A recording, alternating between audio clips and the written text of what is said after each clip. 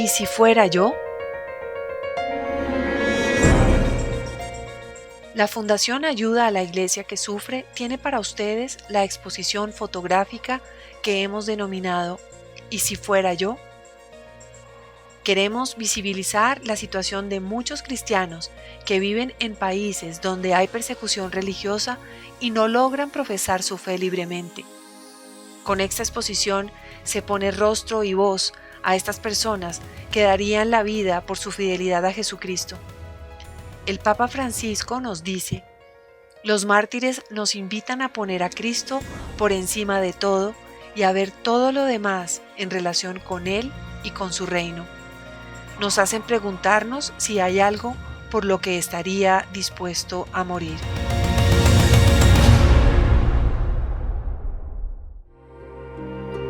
Libia.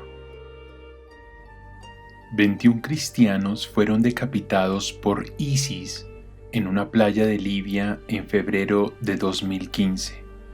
Ellos provenían de la provincia egipcia de Minya y llegaron a Libia en busca de trabajo. 20 de ellos eran cristianos copto-ortodoxos egipcios y uno cristiano de Ghana. Todos han sido declarados mártires de fe y patria por la Iglesia copto-ortodoxa. El padre Abu Fanus, miembro del santuario en honor a estos mártires, afirma que la Iglesia copta tiene una larga historia de martirio y ha vivido muchas épocas de persecución.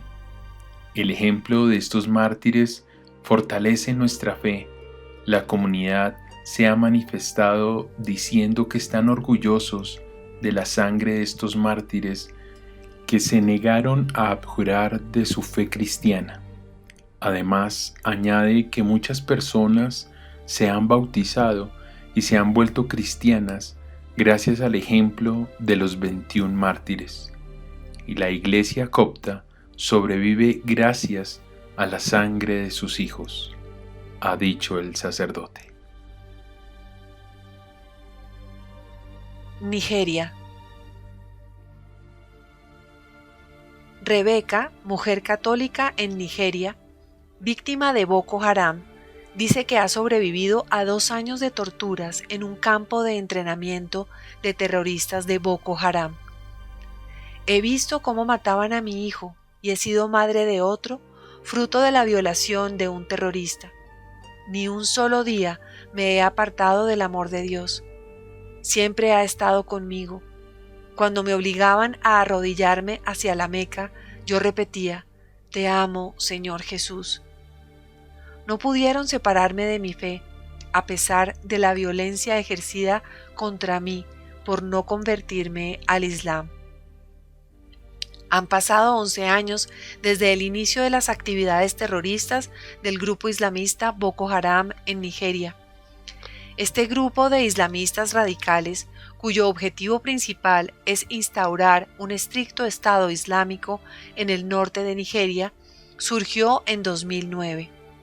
Desde entonces, no han cesado de llevar a cabo ataques mortíferos, asolando aldeas enteras, matando y mutilando indiscriminadamente, poniendo bombas, quemando iglesias y lugares públicos, y secuestrando especialmente a mujeres y niñas a las que obligan a convertirse al Islam.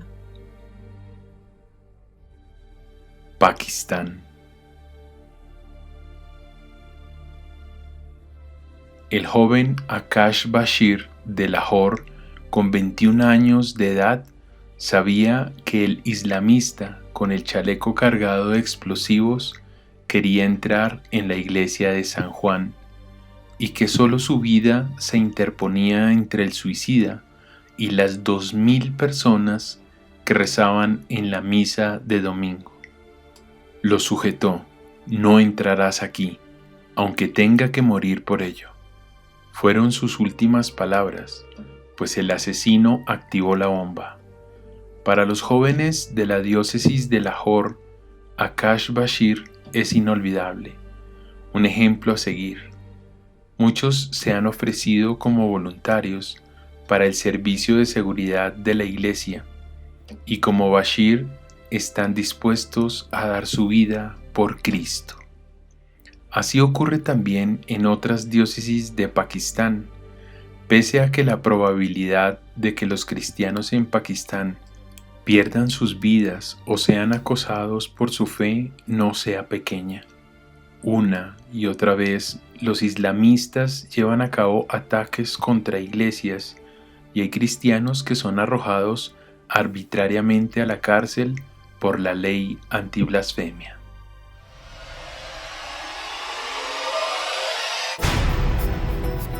Irak. El padre Salar Kajo es un sacerdote caldeo de Irak. Es uno de los sacerdotes que ha acompañado a los más de 120.000 cristianos que tuvieron que huir de sus casas ante la invasión del Daesh y que han vivido durante estos 3 últimos años como desplazados en su propio país, Irak. Fue el primero en regresar cuando las tropas del ejército iraquí consiguieron repeler a los yihadistas.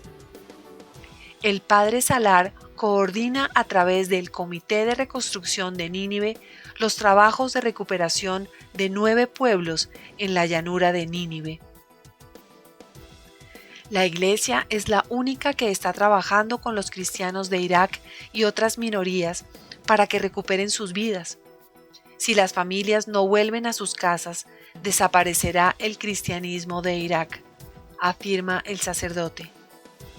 En una década, los cristianos de Irak han pasado de ser 1.500.000 a 200.000. Daesh intentó en 2014 exterminar toda la presencia cristiana de la llanura de Nínive. Ni un solo cristiano apostató de su fe. Esta violencia ha sido condenada por el Parlamento Europeo como genocidio. Kenia. Christine es una joven keniana quien sobrevivió al atentado del grupo terrorista Al-Shabaab en la Universidad de Garissa. 148 estudiantes fueron asesinados aquel 2 de abril de 2015, todos ellos cristianos de varias confesiones. Christine dice: tras el ataque he aprendido que los cristianos tenemos que permanecer fieles a Cristo, incluso ante la muerte. Debemos estar siempre preparados y no debemos cuestionar a Dios cuando estos hechos ocurren. Es el tiempo de la persecución. Nuestra fe debe permanecer aún más fuerte. Christine manifiesta que durante el ataque tuvo mucho miedo, rezó a Dios y hoy está viva. Después del ataque en la universidad, algunos reporteros internacionales fueron a la iglesia el domingo siguiente, era Pascua, y entrevistaron a algunas personas. Entre otras cosas, les preguntaron: ¿no tienen miedo de acudir a la iglesia? A lo que respondieron: sí, tenemos miedo, pero si tenemos que morir, mejor morir en la iglesia que en la calle.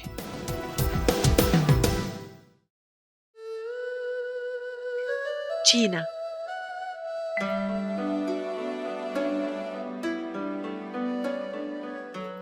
Este sacerdote, a quien para proteger su vida ha sido llamado Padre Miguel, expresa: soy la 3ª generación de una familia católica. Mi padre conoció a un misionero y se convirtió. Yo era el único niño católico de todo el pueblo. De hecho, mi familia sigue siendo la única católica allí. En el colegio se burlaban de mí y me presionaban para que dejara la fe. Yo me decía: ¿cómo voy a dejar mi única alegría, lo único que llena mi corazón? El Señor me ha ayudado a mantenerme fiel en la fe hasta ahora que soy sacerdote, pues para Él nada es imposible. Durante la Revolución Cultural de la década de 1960, las iglesias, especialmente la Iglesia Católica, fueron consideradas fuerzas contrarrevolucionarias. Gracias a Dios, estos tiempos han terminado. Sin embargo, la libertad religiosa aún enfrenta una situación difícil en China hoy, a pesar de que las iglesias cristianas están ganando popularidad en todo el país. Hoy, según las estimaciones, hay incluso más cristianos que miembros del Partido Comunista en China. Corea del Norte. Ea Wu es un nombre ficticio asignado a esta mujer de 70 años para velar por su seguridad, quien manifiesta que, cuando llegó la gran hambruna a mi país en 1999, mi hija murió con 20 años. Mi marido huyó a China para buscar sustento y se encontró con algo más, con Jesús. La policía secreta le localizó y murió en un campo de prisioneros. Yo decidí escaparme de Corea del Norte. Con el tiempo también me bauticé, pero me descubrieron y estuve 10 meses en una cárcel nauseabunda, sufriendo abusos y torturas durísimas. Allí, Jesús me ayudó a sobrevivir. Luego, me enviaron a un campo de trabajos forzosos, donde descubrí mi misión: hablar de Jesús. Entre el 10 y el 45% de todas las personas encarceladas en Corea del Norte son cristianos que están en la cárcel por su fe. Pero a la vez, la población cristiana en Corea del Norte se multiplicó 5 veces entre 2012 y 2017. Los cristianos de Corea del Norte han sido horriblemente perseguidos. Se han visto obligados a reunirse en secreto. Se les ha acorralado y se les ha enviado a campos de trabajos forzados, o simplemente se le ha disparado a la vista porque no adoraban a Kim Jong-un como su Dios. Sin embargo, los cristianos de Corea del Norte que han conseguido franquear la frontera y han llegado al sur, han podido relatar al mundo la fe inquebrantable de los pocos cristianos que aún viven. El régimen comunista les ha quitado todo, pero no han podido arrancarle sus creencias más profundas.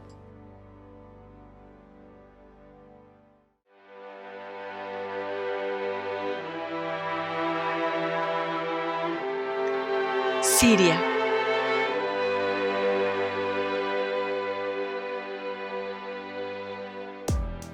Ghassan Abud y su esposa Maha Sana solían vivir en Homs con sus 2 hijos, Joseph y Michael, pero exactamente hace 5 años y 7 meses sus vidas cambiaron por completo en un día que quedará grabado para siempre en sus recuerdos. Estábamos en casa, recuerda Maha. Mi hijo Michael estaba parado en silencio en la sala de estar, cuando de repente escuchamos el sonido de cristales rotos. Cuando fuimos a ver qué había sucedido, encontramos a Michael postrado en el suelo. Una bala perdida había atravesado la ventana y le había atravesado la cabeza. Murió instantáneamente. Michael era un chico maravilloso. Trabajaba como productor de cine para televisión y soñaba con ser director de cine algún día, explica su madre con tristeza pero con cierto orgullo. Tras su muerte y debido al estallido de peores combates dentro de la ciudad, la familia decidió marcharse. Estábamos planeando salir del país, pero se nos negó la visa. No teníamos mucho dinero y abandonamos el intento. En cambio, vinimos aquí, al Valle de los Cristianos, explica Ghassan. Mi fe es lo que me da la fuerza para seguir a pesar de tanto sufrimiento. Egipto.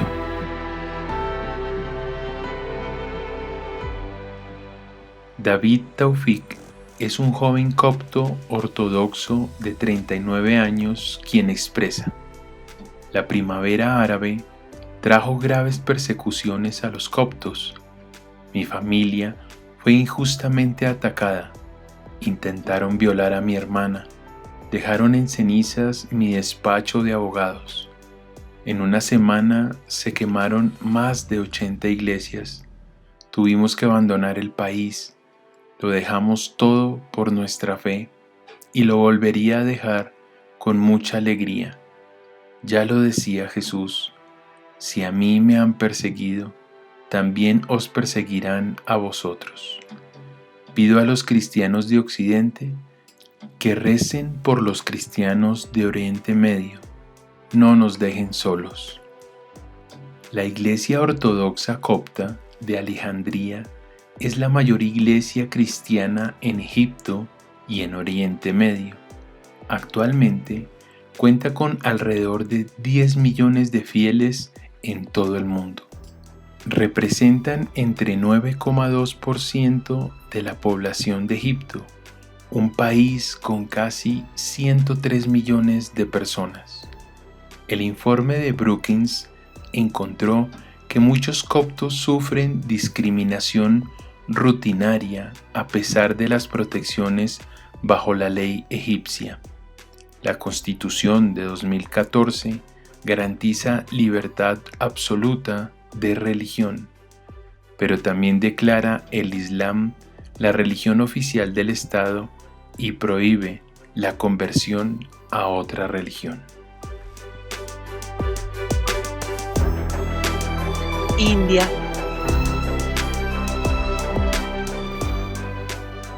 Vita es una madre de familia y católica de India, quien nos da a conocer la situación por la que a diario se enfrentan. En India, si naces Dalit, morirás como tal. Es imposible regresar. Hacemos los trabajos más duros, los que nadie quiere hacer. Un día conocí a una persona cristiana que me habló de la Biblia. Saber que alguien se ocupa de los pobres y de los más humildes de la sociedad rompió mis esquemas. Me siento mucho mejor desde que voy a la iglesia, aunque sufro la amenaza de mis vecinos porque me he convertido, pero Jesús dijo: ama a tu prójimo. Eso me da fuerza. Ser Dalit en el estado de Bihar significa pertenecer a la clase más baja de la sociedad, ser considerado intocable. La novedad del cristianismo provoca una revolución en la vida de los Dalits que, con el anuncio de Jesús, descubren que su vida empieza a tener dignidad, sentido, son amados y gracias a la iglesia empiezan a estudiar y a tener oportunidades para prosperar. Aunque los cristianos son una minoría pobre y discriminada, la fe es muy viva y genera una transformación social, siempre en favor de los más necesitados.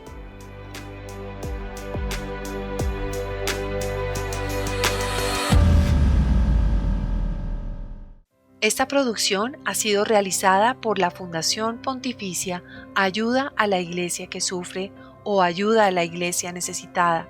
Con tus donativos podemos ayudar a nuestros hermanos perseguidos por su fe y a aquellos que por falta de recursos también sufren tanto. Dios te bendiga.